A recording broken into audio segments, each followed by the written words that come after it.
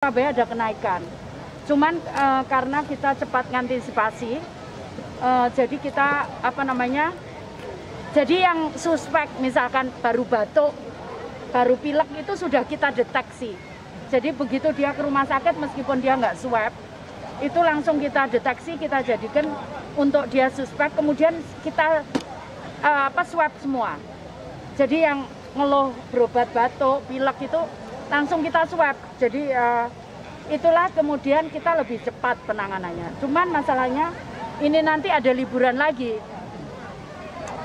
Saya berharap kalau memang tidak terpaksa, tidak keluar kota dulu.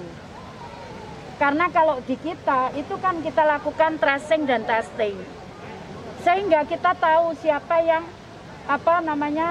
siapa yang berpotensi besar untuk menjadi tertular. Itu sudah kita testing dan kita tracing gitu. Nah, masalahnya saya nggak tahu apakah di sana ada testing dan tracing gitu. Nah, kalau itu tidak diikuti, artinya setiap orang itu akan kita curigai sebagai pembawa gitu ya, karier gitu. Karena kan kalau OTG kan kita nggak tahu siapa yang kena. Karena itu saya berharap liburan ini tolong tahun ini saja tidak usahakan jangan kemana-mana dulu sampai kondisi di luar sana relatif lebih baik. Ya, saya berharap banyak yang bisa kita lakukan saat kita ada di rumah, saat kita ada di Surabaya. Jangan kemudian kita tertular, kemudian impactnya itu kepada keluarga kita. Ada yang kuat, tapi ada yang tidak kuat. Saya berharap sekali lagi, karena tidak semua orang kuat, tidak bisa hanya ngomong orang tua, tidak. Yang muda pun juga banyak yang juga ada jadi korban. Jadi karena itu, ayo kita jaga, tetap kita jaga 3M, menggunakan masker, kemudian jaga jarak dan selalu cuci tangan. Karena sekali lagi kita tidak tahu siapa yang OTG gitu. Kalau warga Surabaya insya Allah kita pantau terus gitu. Begitu ada dokter praktek, dia pilek langsung kita swab gitu. Ya begitu. Antisipasi rumah sakit itu seperti apa? Enggak, kalau kita relatif masih aman ya, masih aman. Asal pokoknya tadi itu. Nah, biasanya kan after itunya setelah liburan itu. Ya. Akan membuat surat edaran gitu? Iya, aku membuat edaran kayaknya udah. Ya. Untuk penambahan titik swab mungkin Bu? Enggak, kita lakukan itu tadi, sekarang kita suspek itu langsung kita sebar, ya. Ya. Siap. Ya. Untuk perkembangan hasil swab, siswa SMP sampai saat ini sudah berapa dan saat ini sudah ketahui berapa yang positif?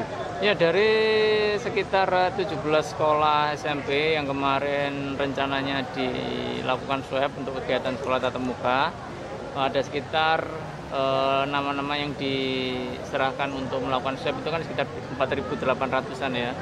Namun ketika pelaksanaan yang mengikuti hanya 3.627 ya. Kenapa? Karena ada beberapa warga, ada beberapa siswa yang sudah diswabkan oleh kedua orang tua dan juga ada yang orang tuanya belum berkenan untuk melaksanakan kegiatan sekolah tatap muka, ya kan? Dan dari hasil swab tersebut keluar bahwa sekitar 1% dari 3.627 tersebut yang positif, ya sekitar 36 siswa. Nah, treatment yang dilakukan oleh pemerintah Kota Surabaya segera langsung terhadap para kontak erat ini dilakukan swab, di tracing, ya. Dan apabila ketika tempat tinggal siswa tersebut di asesmen layak untuk melakukan isolasi mandiri, ya mereka pasti melakukan isolasi mandiri. Namun ketika di asesmen tidak bisa digunakan untuk isolasi mandiri, maka akan dirawat di asrama haji. Untuk yang lain mungkin ada perkembangan enggak? Oh iya, itu. Jadi total semuanya ya 36. 36. Ya. Kan untuk mencegah antisipasi gelombang kedua COVID-19 di Surabaya, Bu, untuk tempat-tempat wisata ada himbauan khusus dari Dinas Pariwisata seperti apa? Oh iya, secara teknis memang karena belum semuanya destinasi wisata kita buka, seperti museum-museum kita sampai sekarang memang belum kita operasionalkan. Tetapi untuk yang dikelola swasta kami juga mengingatkan, baik itu industri pariwisata, hotel, restoran maupun destinasi wisata termasuk kampung-kampung wisata, kita mengingatkan bahwa protokol kesehatan tetap menjadi pedoman utama untuk penanganan ini, karena dari situlah upayanya supaya tidak terjadi gelombang kedua ini. Ada langkah-langkah khusus, Bu? Langkah khusus ya yang secara umum di pemerintah kota seperti tadi disampaikan Bu Wali Kota bahwa itu dilakukan. Tetapi kami secara teknis industri pariwisata yang di bawah koordinasi kami, maka mereka harus tetap menerapkan protokol kesehatan, baik itu jaga jarak, cuci tangan, kemudian mereka juga tetap pakai masker. Jadi pengawasan itu yang lebih kita perketat. Ada sanksi barangkali? Sanksi sebagaimana di Perwali 33, 28 dan 33 memang itu yang kita lakukan sesuai dengan. Bu, ada berapa destinasi wisata sih yang tercatat di Dinas Pariwisata? Destinasi wisata termasuk di kampung-kampung ada sekitar 30-an ya, 30 lebih. Termasuk kampung dan taman. Tetapi sampai saat ini yang sudah beroperasi kan hanya beberapa yang dikelola swasta. Itu pun tidak secara penuh mereka melayani dia karena ada jam malam sehingga ketika di hari tertentu hingga jam 10 tidak bisa. Kemungkinan kapan sih, Bu, mereka boleh untuk buka dan dengan menerapkan protokol kesehatan? Kalau destinasi sebenarnya bisa tetap asal mereka mengajukan asesmen dan kita lakukan pengawasan seperti KBS itu sudah dilakukan dan mereka juga kita monitor secara rutin. Tetapi tadi bahwa pengunjungnya juga tidak seperti ketika mereka ketika dalam kode normal, karena memang jumlah kapasitas itu kan harus kita batasi karena untuk mengurangi kerumunan tadi.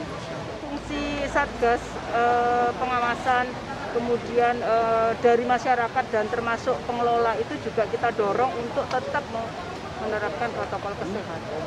Karena ini kita masih tetap hidup dengan pandemi, artinya bukan sudah selesai gitu kita, tapi tetap harus menjaga supaya protokol kesehatan kita